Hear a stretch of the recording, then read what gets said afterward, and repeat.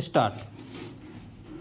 किसी भी बीमारी के लिए रोग प्रतिरोधक दवाएं बहुत कारगर मानी जाती है। यही वजह है कि बाज़ार में ये दवाएं सबसे ज़्यादा बिकती हैं। हालांकि इनके अंधाधुंध इस्तेमाल से देश में सुपर बग्स जैसी खतरनाक स्थिति पैदा हो गई है, जहां दवाएं बेअसर हो जाती हैं और सामान्य बीमारी भी जल्दी ठीक नहीं हो पाती है। चिंता की बात यह है कि मुर्गी पालन और पशुपालन में भी रोग प्रतिरोधक दवाओं का अत्यधिक उपयोग किया जा रहा है। नतीजतन अगर हम खुद रोग प्रतिरोधी दवाएं कम लें तो भी यह समस्या दूसरे रूप में हमें घेरे रहेगी। इसलिए सरकार की ओर से इन दवाओं के इस्तेमाल को लेकर विस्तृत दिशा निर्देश जारी किए गए हैं। पैरा। वर्ष 1928 में लंदन के एक चिकित्सा संस्थान में कार्यरत स्कॉटलैंड के वैज्ञानिक अलेक्जेंडर फ्लेमिंग ने जीवाणुओं पर शोध करते हुए एंटीबायोटिक की खोज की। दूसरे विश्व युद्ध में जब लाखों घायल सैनिक संक्रमण से मर रहे थे, तब पेनिसिलिन एक वरदान साबित हुई। इससे सैनिकों की जान बचाई गई। पेनिसिलिन ने चिकित्सा विज्ञान की दिशा बदल दी और इसे आधुनिक एंटीबायोटिक युग की शुरुआत माना जाता है। हालांकि 1945 के बाद से फ्लेमिंग खुद चेतावनी देते रहे कि रोग प्रतिरोधक दवाओं के बहुत ज़्यादा इस्तेमाल से प्रतिरोध पैदा होगा और यही हुआ। पैरा। अब यह समस्या और बड़ी बनने लगी है क्योंकि भारत जैसे देश में बिना चिकित्सक की सलाह के रोग प्रतिरोधी दवाएं लेना, अधूरा दवा लेना और छोटी मोटी बीमारी में भी इनका इस्तेमाल करना आम बात हो गई है।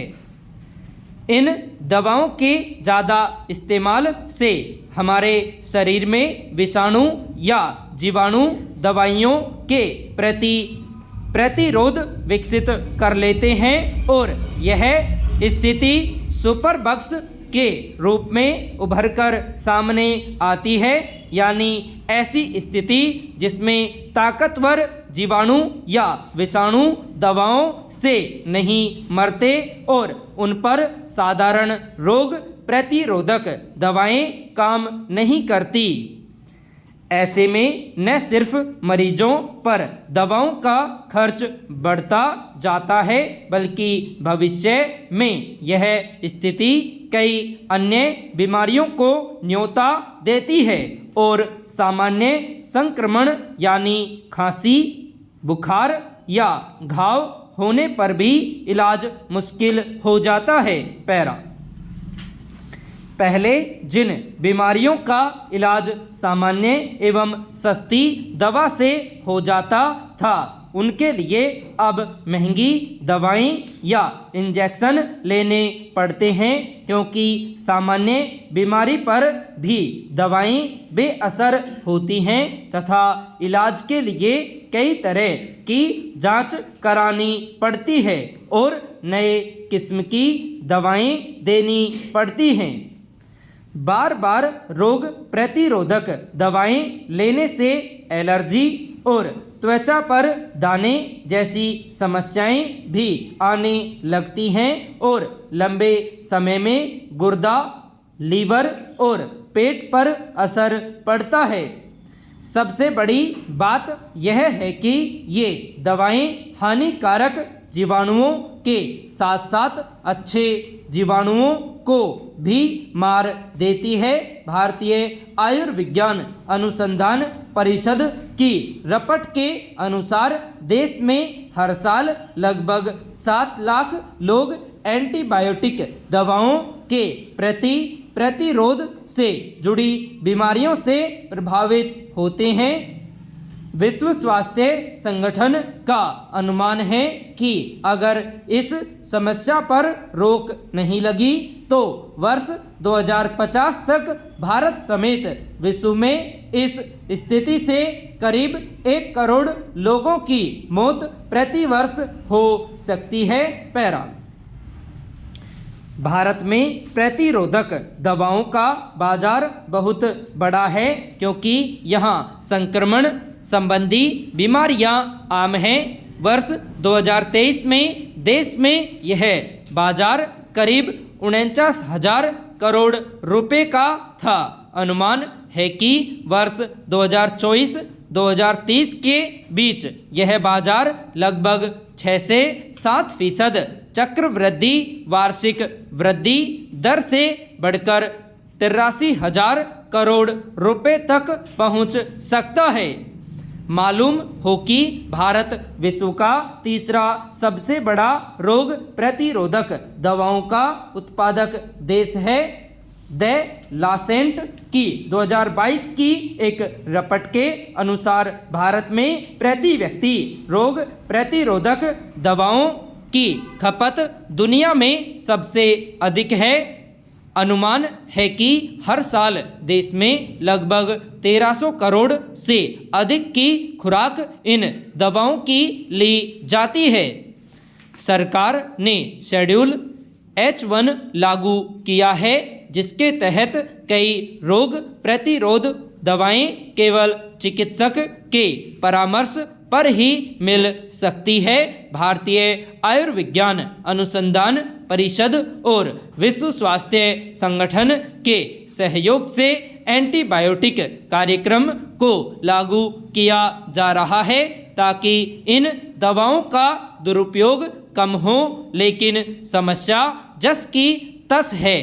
पैरा भारत में सर्दी, खांसी, जुखाम, बुखार और अतिसार जैसी बीमारियों से हर साल करीब 30-35 करोड़ से अधिक लोग प्रभावित होते हैं। वर्ष 2024 तक देश में कुल पंजीकृत चिकित्सकों की संख्या लगभग 13 लाख है। इनमें से 10.4 लाख एलोपैथिक और 4.5 लाख आयुष चिकित्सक, आयुर्वेद, होम्योपैथी, यूनानी है।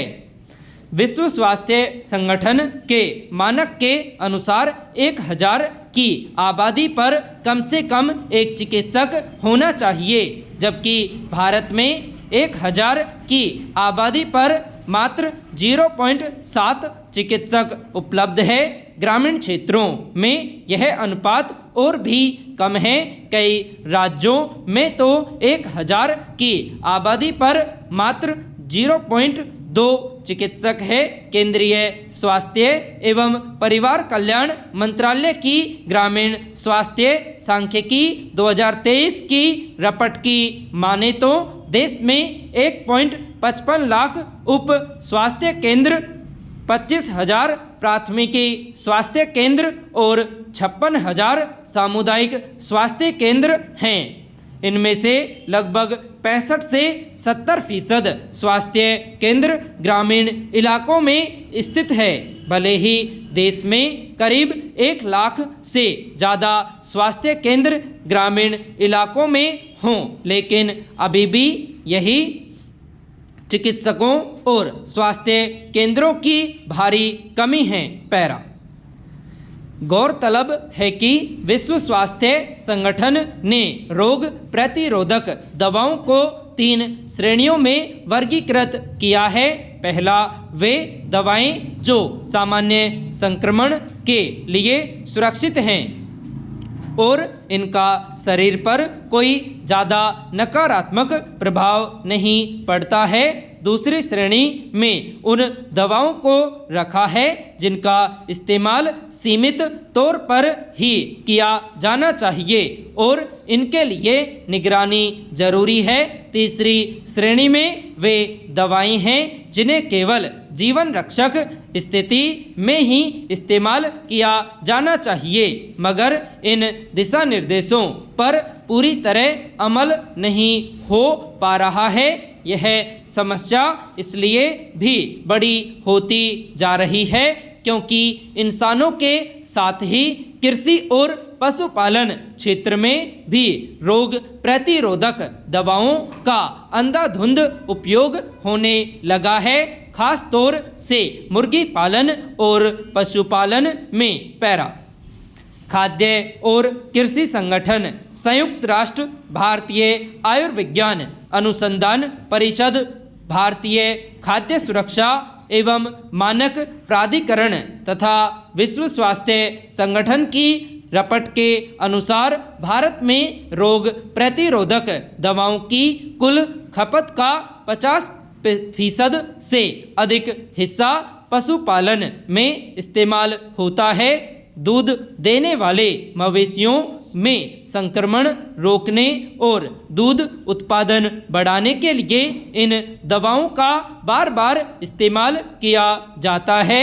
वर्ष 2022 के एक सर्वेक्षण में पाया गया है कि 10 से 12% दूध के नमूनों में इन दवाओं के अवशेष मौजूद थे। अनुमान है कि देश में हर साल लगभग 70 से 75% मुर्गी पालकों द्वारा चारे में रोग प्रतिरोधक दवाओं का प्रयोग किया जाता है।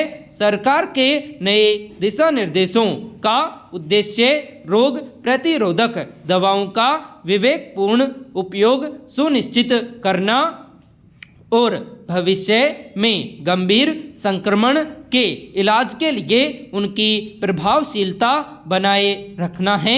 यदि मरीज, चिकित्सक, अस्पताल और किसान सभी मिलकर इन नियमों का पालन करें तो इस समस्या पर कुछ हद तक नियंत्रण पाया जा सकता है।